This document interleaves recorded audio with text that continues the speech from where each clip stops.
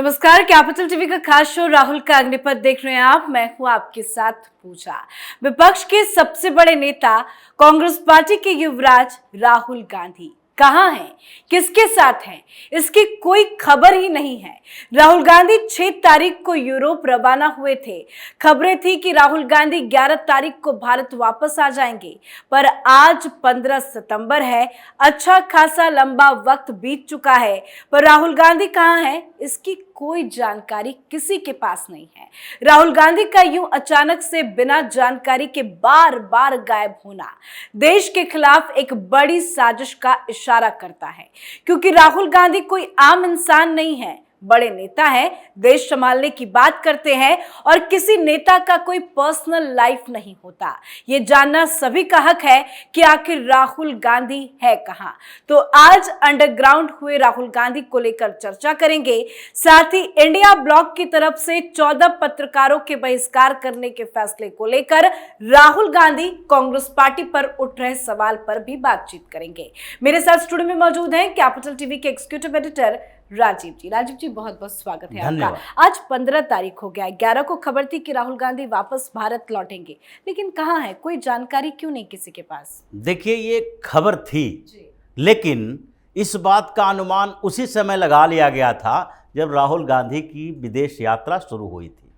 हर बार की तरह इस बार भी राहुल गांधी निर्धारित समय के बाद अपने लिए कुछ समय मांगेंगे, चाहेंगे, और इसलिए जो कट टू कट टाइमिंग होती है, कांग्रेस उसी की शेड्यूलिंग देता है कि कांग्रेस के लोग ये बताते हैं कि कहां कहां प्रोग्राम है, ये नहीं बताते उस प्रोग्राम के बाद का कौन सा प्रोग्राम है।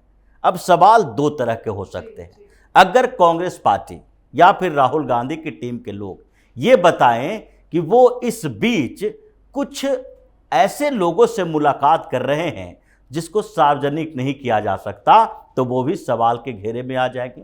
दूसरी बात यह है कि अगर कांग्रेस पार्टी ये कह दे कि ये कोई सार्वजनिक मीटिंग नहीं है, ये खुद पर्सनल टूर पर 4-5 दिन कहीं पर रुके हुए हैं, अब ये बात भी ये सस्पिशन पैदा करेगा कि किसके साथ रुके हुए हैं, क्योंकि देश में होते तो इस बात के लिए उनको माफ किया जा सकता था। अभी वो यूरोप में है और यूरोप के अंदर जिस तरीके से 4-5 दिन तक उनकी गतिविधियां रही, वो और भी शक को यकीन में बदलता है कि आपने जब सार्वजनिक प्रोग्राम में ऐसे लोगों के साथ मुलाकात की जो कि भारत विरोधी है, तो फिर जब आप बंद कमरे के अंदर जब बैठक करते हैं जिसके बारे में किसी को जानकारी नहीं है, तो फिर कैसे लोगों के साथ मुलाकात करते होंगे? क्योंकि ये जो लोगों के साथ मिलने के लिए गए थे, जिनके साथ इंटरेक्शन हुआ, वो लोग तो वहाँ के वैसे ही लोग हैं जैसे कि हिंदुस्तान के कुछ सांसद जो कि देश विरोधी गतिविधियों में भी शामिल होते हैं और उनका एजेंडा भी अलग तरीके से चलता है। वहाँ के वो पार्लियामेंट्रियन हैं। अब सांसद हैं तो वो अगर विदेश के लोगों के लिए एक सॉफ्ट कॉर्नर रखेंगे या फिर दूसरे देश के खिलाफ कोई ऐसी रणनीति अपनाएंगे, तो उनके देश में उनका विरोध नहीं हो सकता। तो इसलिए उन लोगों के साथ इन्होंने मुलाकात की और उसकी चर्चा इस बात की हुई कि राहुल गांधी किस एजेंडे पर वहां गए हुए हैं। लेकिन इन 4-5 दिनों के प्रोग्राम में, चाहे बेल्जियम में हो या फिर पेरिस में हो, हर जगह के प्रोग्राम में इन्होंने 4-5 कॉमन बातें कही। भारत के खिलाफ, संवैधानिक संस्थानों के खिलाफ, लोकतंत्र के खिलाफ, फिर उसके बाद हिंदुस्तान में फ्रीडम ऑफ स्पीच को कैसे कुचला जा रहा है। अब एजेंडा तो राहुल गांधी का क्लियर था। इन 4-5 दिनों में उन्होंने ये बातें कर ली, लेकिन उसके बाद अगर आपके बारे में पार्टी जानकारी नहीं दे रही है, सबसे पहले तो कांग्रेस के अंदर से जब शेड्यूलिंग की बात आई थी और जब कांग्रेस ने ये जारी किया टूर पैकेज कि 11 तारीख की वापसी होगी, तो उस समय जब इनका एक्सटेंड हो रहा था प्रोग्राम, तो उसके बारे में जानकारी भी देनी चाहिए कि राहुल गांधी 11 तारीख को नहीं आएंगे, 13 तारीख को आएंगे, 14 तारीख को आएंगे, 15 तारीख को आएंगे। इन 2-3 दिनों में उनका कुछ और प्रोग्राम वहां पर फिक्स हो गया है। लेकिन अब पहला सवाल है कि राहुल गांधी अपने व्यक्तिगत टूर पर नहीं गए हैं, कांग्रेस के टूर पर गए हैं, या फिर वो राजनीतिक गतिविधियों में वहां भी इन्वॉल्व हैं। तो अगर राजनीतिक गतिविधियों में इन्वॉल्व हैं तो कोई सार्वजनिक प्रोग्राम तो है नहीं। फिर वो उन लोगों के साथ जिनके साथ पहले प्रोग्राम किया, जिनके साथ इंटरेक्ट हुए, उनके कुछ ऐसे लोग जो कि राहुल गांधी से सार्वजनिक तौर पर नहीं मिल सकते। जैसे बात परवेज इकबाल की जा रही थी, तो परवेज इकबाल कौन है? आईएसआई का एसेट बताया गया है उसको, आईएसआई का एजेंट नहीं बताया गया। आईएसआई का एजेंट उसका इस्तेमाल यूरोप में भारत विरोधी गतिविधियों के लिए करता है। अब आईएसआई का एसेट जो है वो यूरोपियन, पाकिस्तानी मुल्क का यूरोपियन है, तो वैसे स्थिति में वो तो सार्वजनिक मंच पर आ सकता है, लेकिन राहुल गांधी के साथ कोई आईएसआई का एजेंट सार्वजनिक मंच पर नहीं दिख सकता। तो ऐसे में हो सकता है कि राहुल गांधी के साथ मीटिंग जो फिक्स हो रही होगी वो उन एजेंट की हो रही होगी, या फिर जिन लोगों ने, चाहे मैसिमो की बात करें या फिर पियरे की बात करें, इन लोगों ने यूरोपीय संसद में जो रिजोल्यूशन पास करवाया भारत के खिलाफ, उन लोगों का मानना होगा कि यहां पर कुछ और लोग हैं जो कि चाहते हैं आपसे मिलना, लेकिन इस प्रोग्राम में नहीं मिल सकते। ये प्रोग्राम के बाहर की बात है। अरविंद केजरीवाल जब खालिस्तानी नेता के साथ मिलने गया था तो क्या सार्वजनिक मंच पर गया था? अरविंद केजरीवाल भी रात को ही गया था। राहुल गांधी जब चीन के एम्बेसी में गए थे डोकलाम विवाद के बाद, तो फिर क्या सार्वजनिक तौर पर कह के गए थे, मीडिया को संबोधित किया था?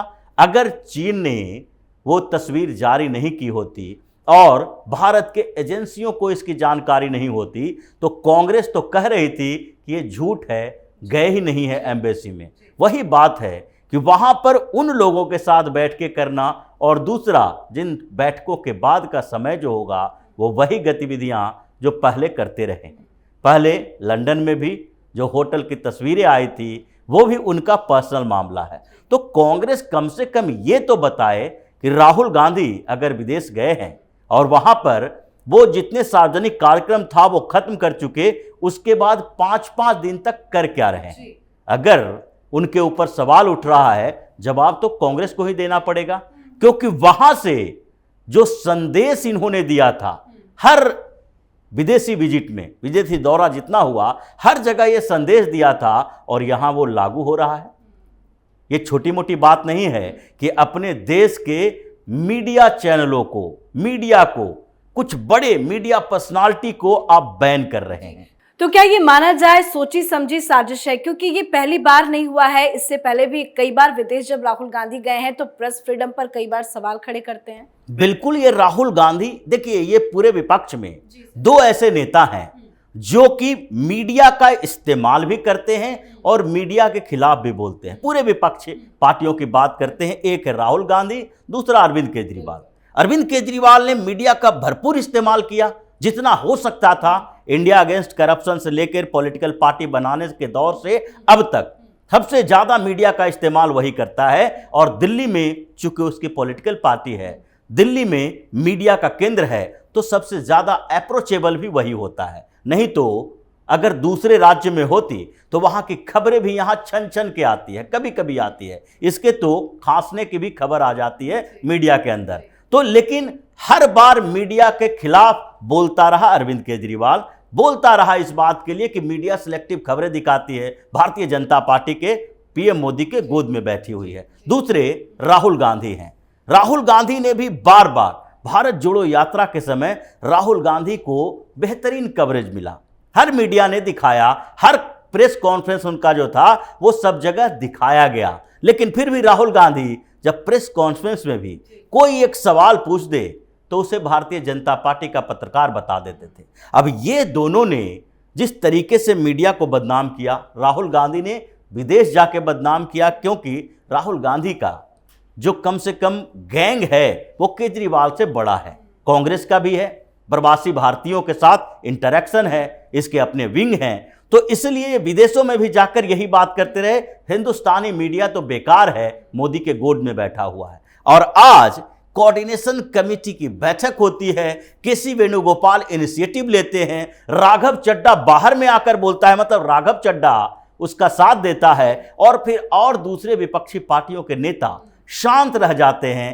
क्योंकि उनके तो एक दो प्रवक्ता महीना में एक दो बार टीवी डिबेट में आते हैं, कहीं कहीं दिखते हैं, कहीं कहीं दिखते हैं, दिखते तो ये दोनों ही हैं मीडिया में। तो इसलिए उन लोगों ने शांति बना ली, बोला हम लोग का प्रवक्ता कभी कभी तो जाया करेगा, तुम्हारी बयान से कोई मतलब नहीं है। लेकिन इन दोनों ने ही ये पूरे के पूरे स्क्रिप्ट तैयार किए, कांग्रेस और उसके बाद अरविंद केजरीवाल की पार्टी ने। और राहुल गांधी विदेश में हो या कहीं और हो, लेकिन एजेंडा तो लागू करवा रहे हैं।